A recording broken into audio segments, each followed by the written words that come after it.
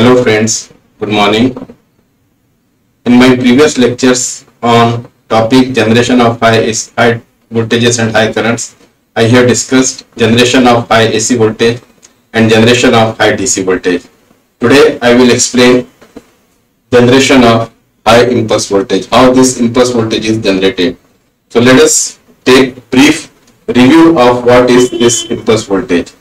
I had already discussed this impulse voltage in our second unit, that is over voltages in power system, because the lightning over voltage has impulse nature. So let us start with the brief introduction of this definition. It is the voltage which is characterized by steep rise in magnitude and relatively slow decay. So here you can see the rise is very steep and this decay is relatively slow. So this type of waveform is called as impulse waveform. In electrical engineering, this impulse voltage waveform is generated to test the electrical equipments against lightning over voltages. Now this is double exponential waveform. You can see the rising is exponential as well as this decaying is also exponential. Therefore, it is characterized by this double exponential waveform. Vt, that is impulse voltage, T, because it is varying with time, is equal to V0 in bracket e to the power minus alpha t minus e to the power minus beta t. So two exponential terms are there. Therefore, it is double exponential waveform. It is characterized by three parameters. First is this peak voltage, second is rise time, and third is decay time. Let us see the definition and the tolerances which are used for generating the impulse voltage. Peak value. It is the maximum value attained by this impulse voltage. It is denoted by Vp, and when we are generating this impulse voltage for testing the electrical equipments, the tolerance permitted is plus 3%. For example, if we are to generate the impulse voltage of 1000 kV, then tolerance permitted will be 3%, means we can go up to 1030 kV, because it is not possible to generate the exact required impulse voltage waveform. Therefore, tolerances are there. So if we have to test the equipment for 1000 volts, the tolerance permitted is 3%, so we can go up to 1030 kV. So in no case the required voltage, which is 1000 kV, should go beyond 1030 kV. Next parameter is T1. This is called as front time or rise time. Definition: it is the time required by the voltage wave to reach to the peak value. It is the time required by the voltage wave to reach to the peak value. So here tolerance permitted is plus minus 30%. As per Indian standard, this T1, that is rise time or front time, is 1.2 microseconds.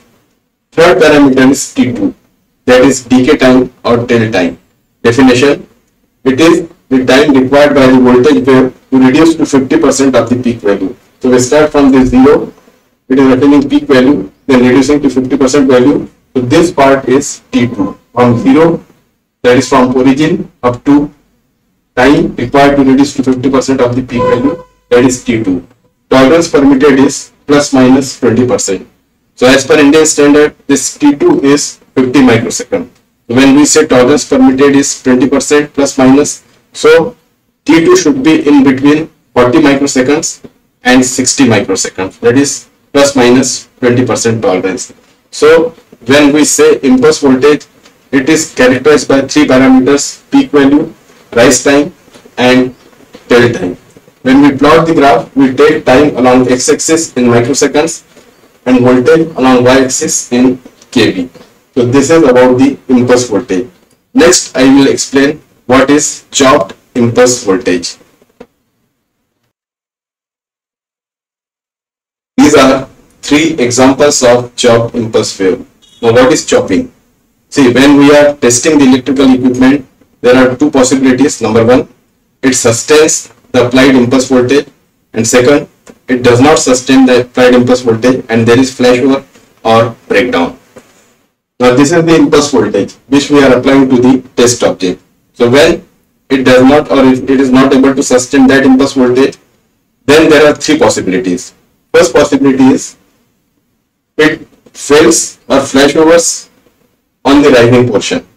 Second, it flashovers at the peak value.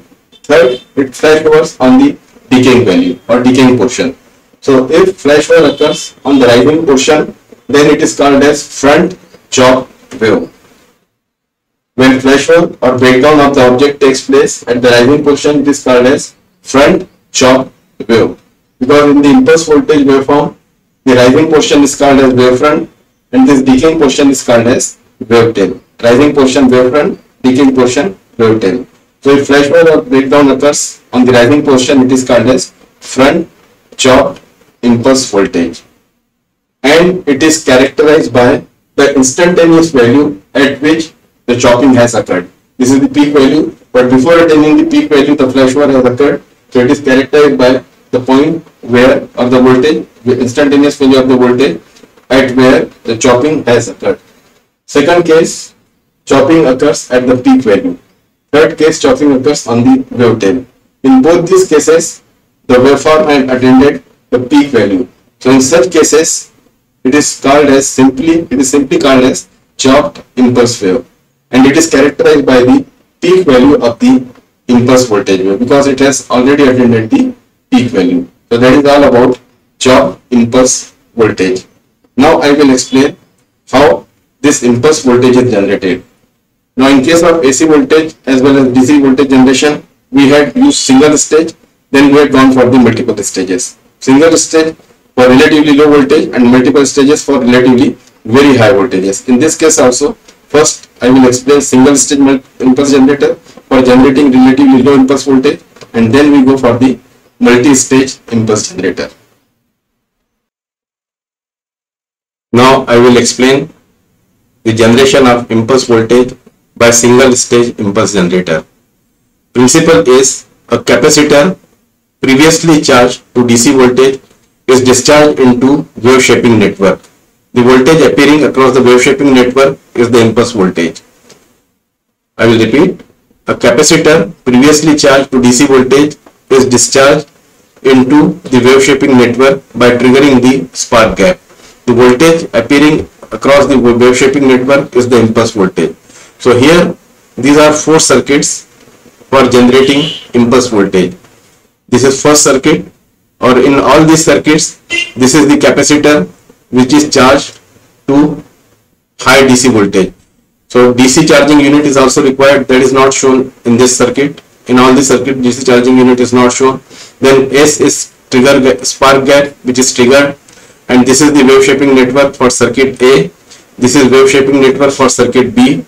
This is wave shaping network for circuit C, and this is wave shaping network for circuit D.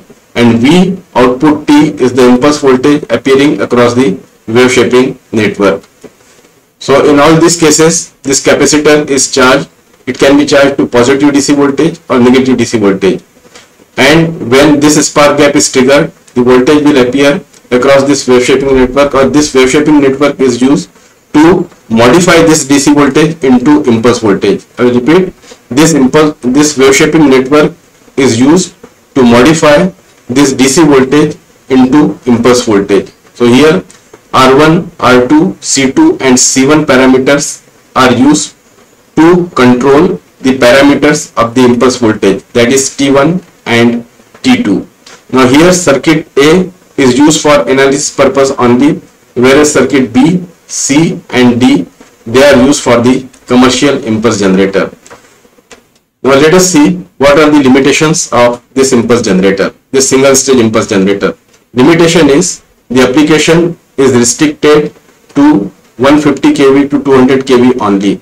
The reason is, if we require very high voltage, then we require the DC charging unit of same capacity, as well as we require the parameters, that is C1, C2, R1, R2, which can sustain such high voltage. Therefore, either these components, these high voltage components are not available, or if they are available, they are too costly. Therefore, the application of this single stage impulse generator is restricted to 200 kV only, and after that we require the multi-stage impulse generator. Now let us see what is the effect of circuit inductance on the waveform generated. Now how the circuit inductance is coming? See, the control panel is outside the high voltage test chamber. Therefore, all these parameters or impulse generator parameters are connected to the control panel via a connecting lead. So automatically some inductance is coming in the circuit. That inductance produces oscillations in the wavefront as well as oscillations in the wave tail. So we are getting oscillatory nature in the rising portion as well as on the decaying portion. Now how to avoid the effect of, how to remove the effect of inductance? So for that purpose we have to use the resistance to damp down the oscillation. But when we use resistance, there is some voltage drop, so peak voltage will reduce as well as efficiency of the impulse generator will reduce. So these are the drawbacks of using resistance to eliminate the effect of inductance. Now let us see how these parameters are adjusted to control the impulse voltage waveform. So there are equations. This is the equation for impulse voltage to be generated. V is V0 e to the power minus alpha t minus e to the power minus beta t. It is double exponential waveform. So here V0 equation is V, that is charging voltage, upon R1 into C2 in bracket alpha minus beta. Now please remember, all these equations are referred to circuit B. For circuit C and circuit D, the equations will be different. In my all future discussions, I will refer to this circuit B. So for circuit B, this V0 is given by expression V charging voltage divided by R1 into C2 in bracket alpha minus beta, where alpha is approximately 1 upon R1 into C2 and beta is 1 upon R2 into C1. So with this, the time t1 is given by equation 3.0 into R1 C1 C2 upon C1 plus C2. In this equation, if R is in ohms and C1 and C2 are in microfarads, then directly we get T1 in microseconds. Similarly, T2 is 0.7 R1 plus R2 into C1 plus C2. This is also approximate equation. In this equation also, if R1 and R2 they are in ohms and C1 and C2 are in microfarads, then T2 will be directly in microseconds. So these are the approximate equations for alpha, beta, T1 and T2. Now these are the exact equations. Alpha is 1 by 2 in bracket 1 upon R2 C1 plus 1 upon R1 C2 plus 1 upon R1 C1. Beta is 1 by 2 in bracket 4 alpha square minus 4 upon R1 R2 C1 C2. T1 exact equation is 1 upon 2 beta ln in bracket alpha plus beta upon alpha minus beta, where alpha minus beta is 0.7 divided by T1 k minus 1, and therefore T2 is k into T1. So these are the exact equations for computing T1 and T2. Friends, if you feel this video lecture useful, then please like it, subscribe to my channel, ask your friends, colleagues and juniors to subscribe to my channel for upcoming video lectures on high voltage engineering and power system protection. If you want to make efficient and effective use of time, then read my book on time management. This is the link for the book. It is also given in the description box. I have launched a useful course for the students on Udemy. The title is Accelerate Your Learning by Power of Visualization. It is a course to increase your brain power and program the mind for success. This is the link for the course. This course is useful, very useful for the students who are preparing for the competitive and entrance exams. The link is also given in the description box. Thank you.